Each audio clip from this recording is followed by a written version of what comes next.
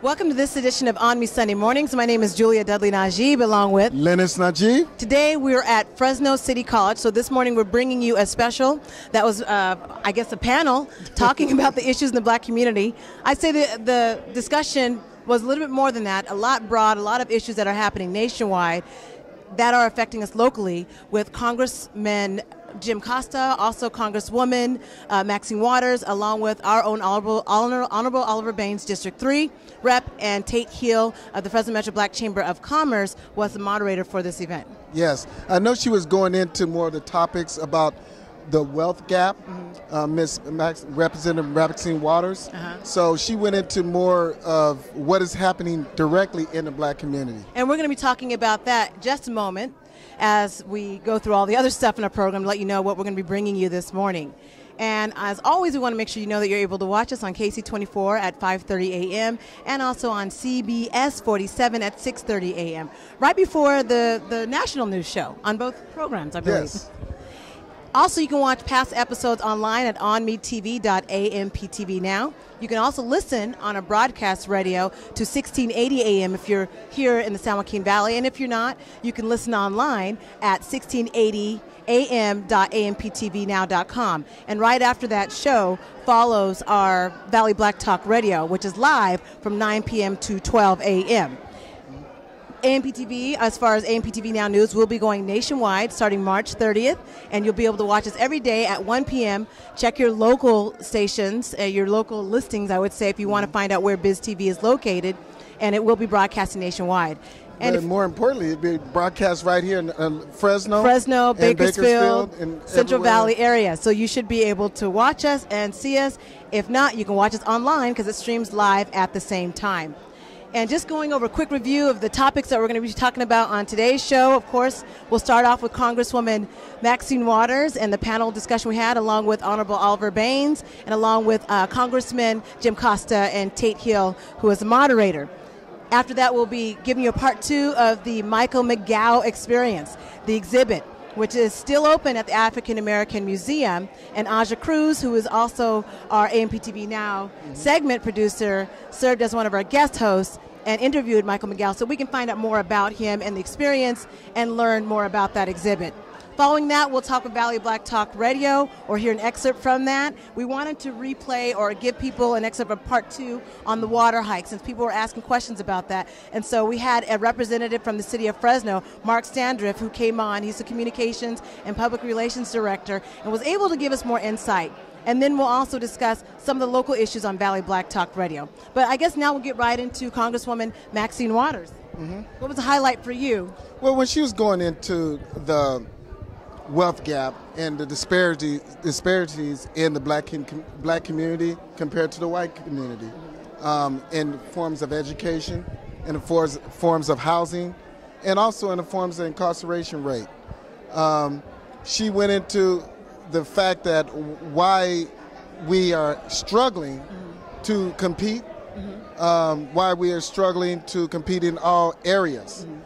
She also went into her history in the urban area in South Los Angeles. Well, wait, speaking of her history, I guess in case people don't have a background of Congresswoman Maxine Waters, she actually served in the California Assembly starting in 1976, and then she, since 1991, she served as U.S. Representative for the 43rd District of California. Yes. Just in case people aren't aware of that. And they call her the outspoken one. We call her the great leader. But yes. as you were saying now. She went into the background that was happening in South Los Angeles, and in relations to the crack cocaine era there, and how it separated the black family in that area. Some of the men went to prison, most men went to prison, and how they was given a high incarceration time for them selling drugs. So she went into a lot of those topics like that. And there was such a broad question that was asked. I guess we'll let our viewers listen right now or take a look at, again, Congresswoman Maxine Waters along with Congressman Jim Costa and Honorable Oliver Baines, District 3. Let's take a look. Just statistics, and I want you to take a look at this, because one of the things that I'm focusing on is this wealth gap.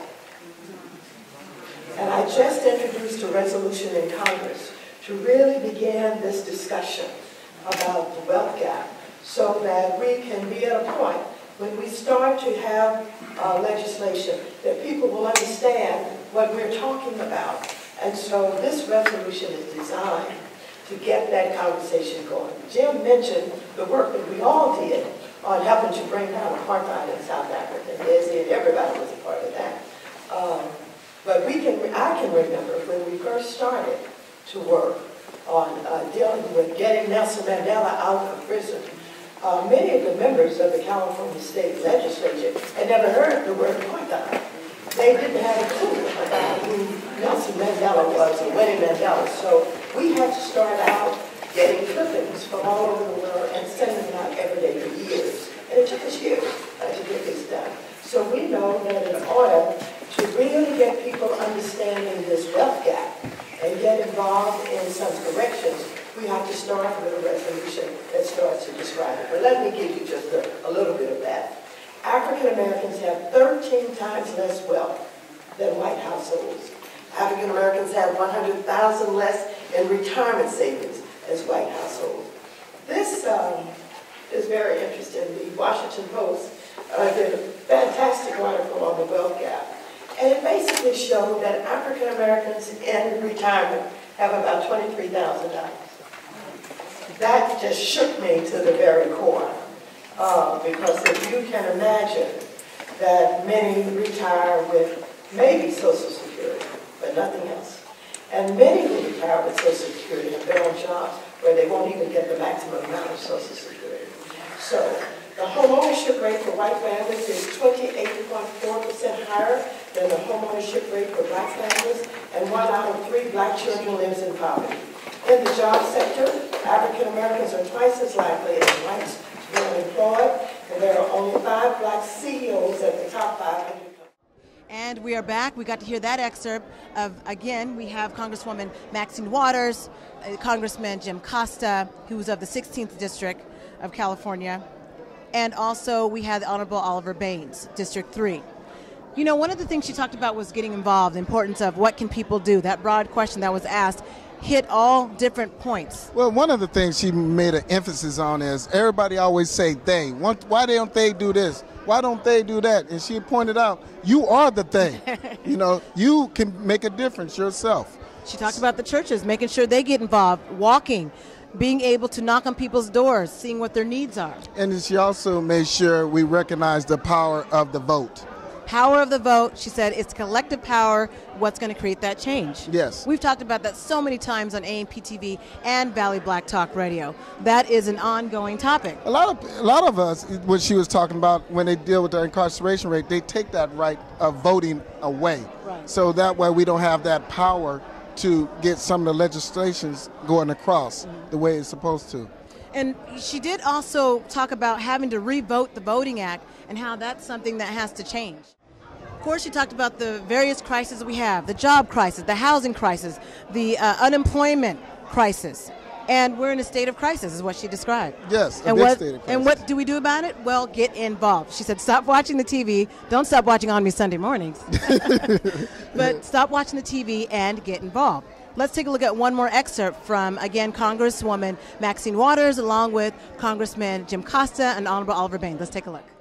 Whether we're talking about criminal justice, we're talking about housing, we're talking about jobs, we really need collective power. That collective power comes through voting and through coming together in different ways. I say to people, join something. Join something. Number one, we love our churches and we go to church, but you know, we go at 8 o'clock in the morning or 11 o'clock in the morning, and then we might stay after church and have a good meal, and we go home and forget about everything we said. And so, we're not living as godly people who believe that you should feed the hungry, you should house those who need and clothe those who need children, all of that. So, if we're going to deal with racism, lack lack of opportunity, exclusion, undermining all of that. The first thing we got to do is get ourselves together. Okay, and any final thoughts that you would wanted to say in regards to today's panel discussion about African American community, where we are, what to do, what we should do? One of the main things, I'm glad they had this discussion here. I'm glad it was transparency. I'm glad she got down to earth. I wish we had a little bit longer time. Yes, she went right down to earth and what the real issue is that's affecting African Americans here, not just in Fresno or California, but all over the nation. Right. So she really went into the statistics and the numbers. And you know, numbers don't lie. No, the numbers don't lie. So I like the fact that she had numbers and she was prepared to share those numbers of what is happening in the black community, disparate as they may seem or minuscule as they may seem. We have a lot of work to do. I know that Congressman Costa talked about 1 out of every 3. So as far as African Americans are in school, that's 37% for African Americans. It's a low number. And 1 out of 10 are in high school, which he quoted as 10% of African Americans. And the median income for African American families is $37,000 a year. And 38% are in poverty as far as African Americans. And we're talking about the Fresno metropolitan area. Those are high numbers. And that's what, again, Congressman Costa, again, who's our U.S. rep for the 16th District of California, and he's been serving since 2004, he brought that up as well. And so it's also about the churches getting involved and people getting involved and coming together. Well, they also mentioned get involved in what? She mentioned the NAACP. Community organizations that exist. We always like to create another organization, but why not help the one that's existing? And if you want change, be a part of that change. We've heard that slogan before. After the break, we're going to be looking again at the McGough Experience with Aja Cruz. That is at the African American Museum right now on 1857 Fulton Street. Stay tuned for more. You're watching ONME Sunday Mornings.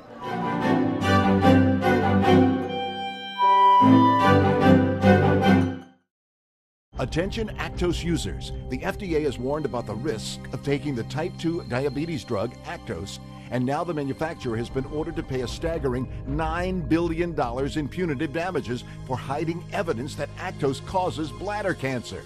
If you or a loved one were diagnosed with bladder cancer after taking Actos, call the Rely On Group now at 800-619-1307 for a free consultation. That's 800-619-1307.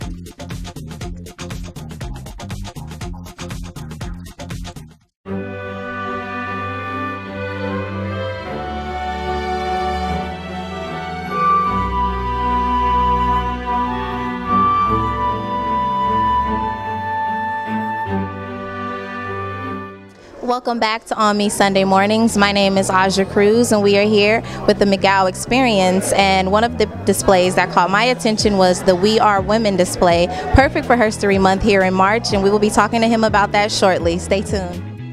Welcome back to ONME Sunday Mornings. My name is Aja Cruz, and we are here with the multi-talented Mr. Michael McGough. How you doing? Good, good.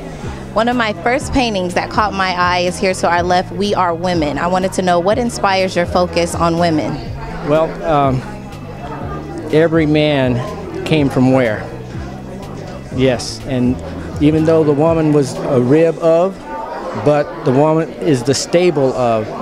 And as we grew up in a young African American person, women was considered chattel. Instead of embracing the qualities of a woman, we were inhibiting the qualities of a woman.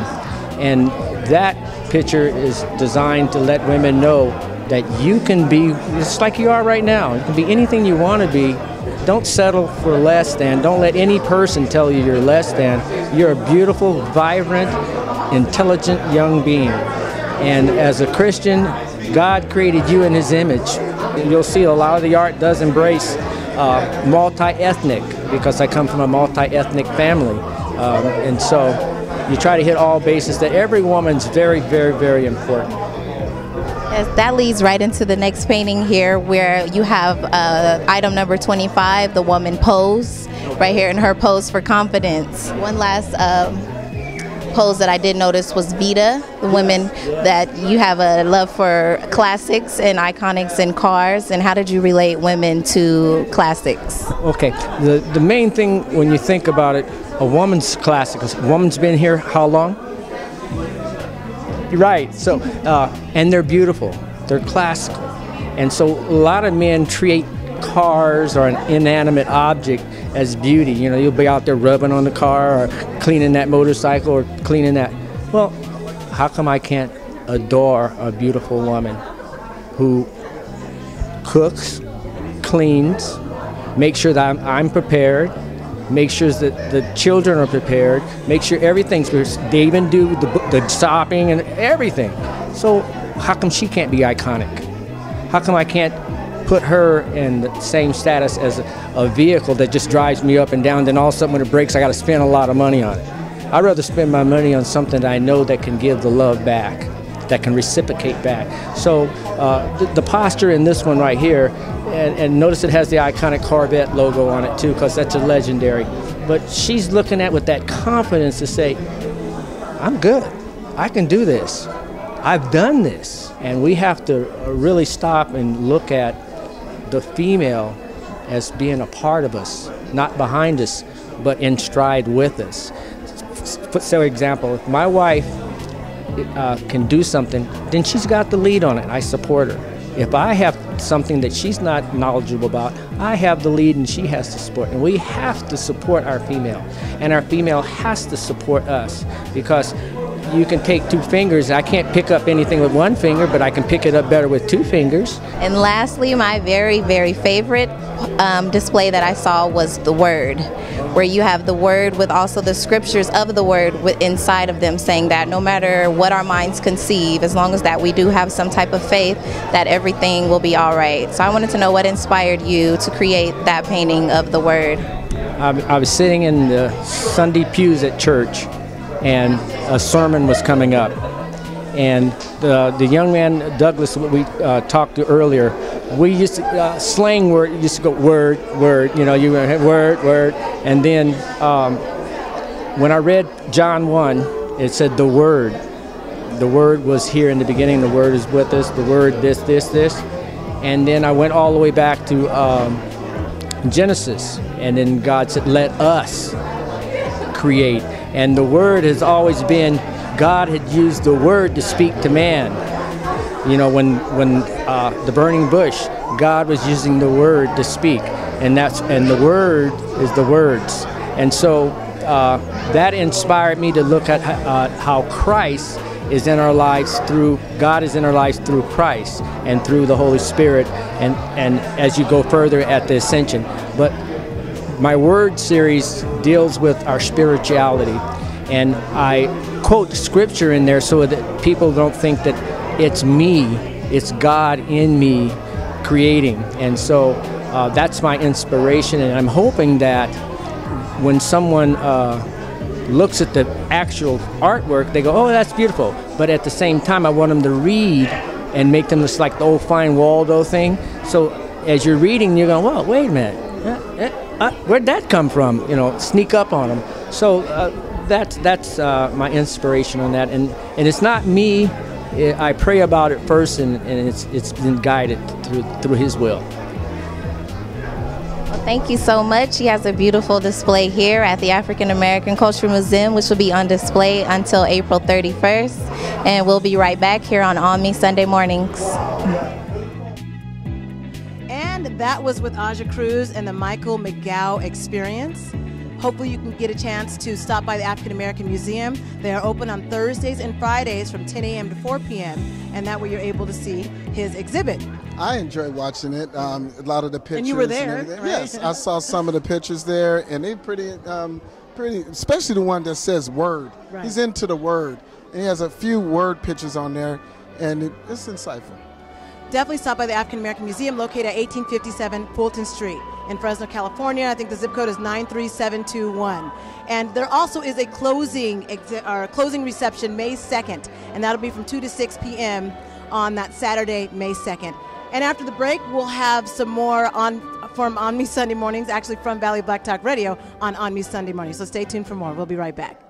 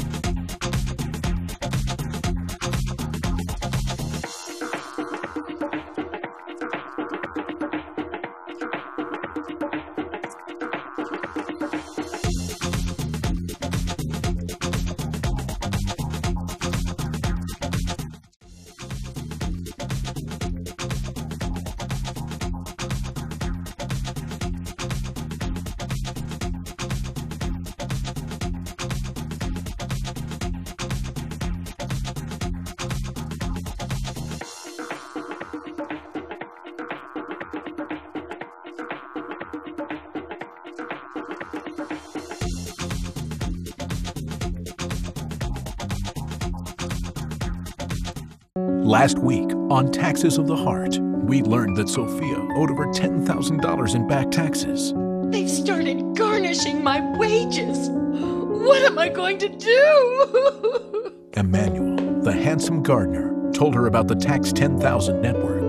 The experts at Tax 10,000 work with the IRS and state tax agencies directly. They can help end wage garnishments, stop collection letters, and lift liens and levies. Desperate, Sophia called Tax 10,000, and with their help, she was able to pay much less than what she originally owed. Grateful for Emmanuel's advice, she professed her love. Don't you see? I have always loved you. Sophia, my love. But what will happen next?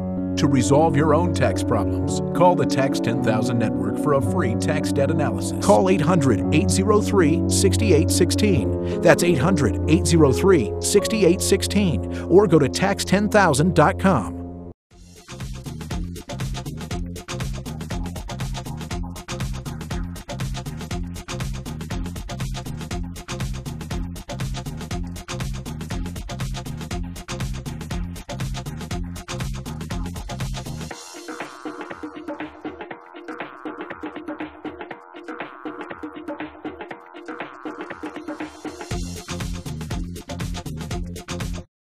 Attention Actos users. The FDA has warned about the risk of taking the type 2 diabetes drug Actos, and now the manufacturer has been ordered to pay a staggering $9 billion in punitive damages for hiding evidence that Actos causes bladder cancer.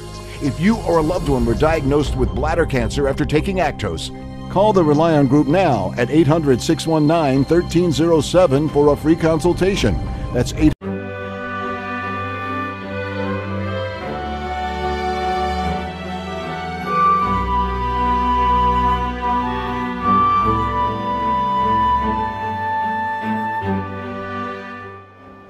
And we are back.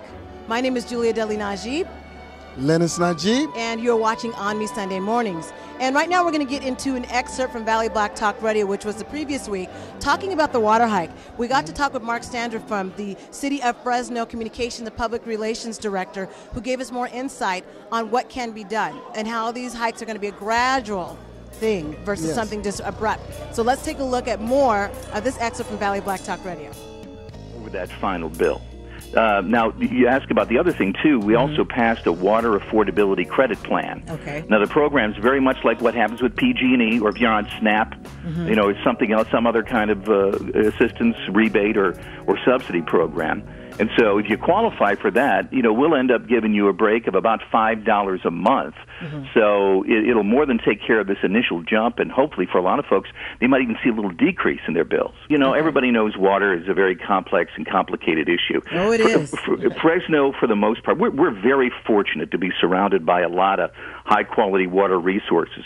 Almost all of our water has come out of the ground, though. Unfortunately, you know, the state has finally said, listen, we can't do this anymore. In fact, I saw an editorial from a senior NASA scientist that claims that we've only got like about 1 year of water supply actually left out of storage. So everything else comes out of the ground, And the State Water Resources Control Board says we can't do that any longer. Now, fortunately, Fresno also has access to water coming out of the mountains, both the Kings and the San Joaquin River. And in normal and wet years, we could have as much as 180,000 acre-feet of water. To put that in perspective for folks, the city of Fresno only uses about 130 to 135,000 acre-feet per year. So we normally have enough water coming out of the mountains would more than take care of all of our water needs and would allow us to let that groundwater rest and recharge. But unfortunately, we never had the physical capability to capture that water, to be able to treat it, and to be able to use it throughout the system. The same thing with recycling water. You know, we got very limited recycling capability. So our idea was to put together this plan. It's a $429 million water infrastructure plan, and allows us to, first of all, clean up all the contaminated wells that are out there, because that's part of the problem when your groundwater drops so low. Now all of a sudden you start bringing up that. I tell people it's kind of like, you know, when you get to the bottom of a drink, like a milkshake or something like that, and you start, you know, making that sucky sound with the end of the straw. That's what we're getting now. We're getting down to the bottom of that stuff, and there's some, you know, pretty toxic chemicals that are down there that we'd have to clean up. So we got to clean up those contaminated wells. We got to replace, you know, the aging pipeline and infrastructure. We just had an incident over at Dudley and Marks at the corner there. We had 6 homes and a church that ended up getting flooded because one of our old pipes burst. You know, so from our standpoint, we got to get that taken care of. But most importantly, we're going to build this surface water treatment plant, take care of all of this surface water, this mountain water that we've had access to, and frankly, folks, we've been paying for too, but we've never been using. And that was an excerpt of, again, Mark Sanders talking about the water hike and what to expect and what can be done and the need for it and why was it important, unfortunately, for all of our rates to go up. Yeah, some of the problems I'm noticing is the treatment of the water. He was going into safety, right? The safety of the water and what's involved in the whole process of water, which I had no clue about. So we hope people got more insight with that. This next excerpt is just talking about some of the local issues at Valley Black Talk Radio. I believe that Fresno Unified School District got an allotment of $50 million, and they're talking about how that will be spent. So let's take a look at that excerpt. It's $50 million to Fresno Unified. Yeah. So shouldn't all the representatives be there? That's what I'm trying to figure out. They have it in different areas. I mean, they have it in different areas. Oh, I see. But my interest is and this where area you was represent. In Southwest. Yeah, what you you're need saying. to make sure, especially when you've been underserved for so long. Right. You need to make sure that these things are happening. You know, we get the best bang for our buck. Yeah. And the folks around that I represent need to understand that I'm the guy that can bring you the information that you need. I don't need to necessarily call staff. I've studied this. I know what this is. So now when you ask me the questions, I don't have to say, well, let me get back to you. Or let me bring a staff person in to explain it. That means you lazy. Well, I mean, you are 100% correct. Right. That's what it means to me. I mean, I'm sorry. You know, and everybody has a different style of how they do business. But backtrack. You are 100% correct. Right. The representative should be there. Yeah, exactly. That's what government is. Yeah. Because you're representing the people. Exactly. So that meeting, that's the problem, what you're saying. The meeting was actually in Southwest Fresno, and that's why you're saying Southwest Fresno representation or representative should have been there. Yeah. Gotcha. Okay, now I have But they're having it everywhere. It's not just, they're going to have several of them throughout the city. Yeah. And I don't think this within this budget year is when they're going to make the decision, not just, you know, in the next 2 weeks. I mean, this, you know, well, that's what I was asking, if there's other opportunities for meetings in Southwest Fresno. You know, me and Cal debated the LCAP right here in you guys' studios when I first was invited over here. And then we debated a couple other times as well. So I think he knows what the LCAP is. It's just, like I think what Mel was saying, getting his involvement in order to vote for what the community is asking them to bring to Southwest. And maybe that's important for our black leaders that are in those positions to understand that. Maybe they don't understand that. Maybe there's other events on their plate and they didn't realize the priority. You know, prioritizing is very key. Important. Or, how about this? Okay. Maybe they just don't care. That's how about a possibility. Yeah, very strong possibility of what you... And we just got through watching that last excerpt of Valley Black Talk Radio. You can always listen to Valley Black Talk Radios if you're here in the Valleys on Sundays on 1680 AM or online at 1680am.amptv now. Well, I guess that wraps up this show of ONME Sunday mornings. It always does. And we hope that everyone appreciates the I guess we try to go all the different locations and let you know what's happening in and around the Valley. And if you want to let us know what's going on, just send us an email at media@amptvnow.com. My name is Julia Dudley Najib, along with Lennice Najib. Have a great week.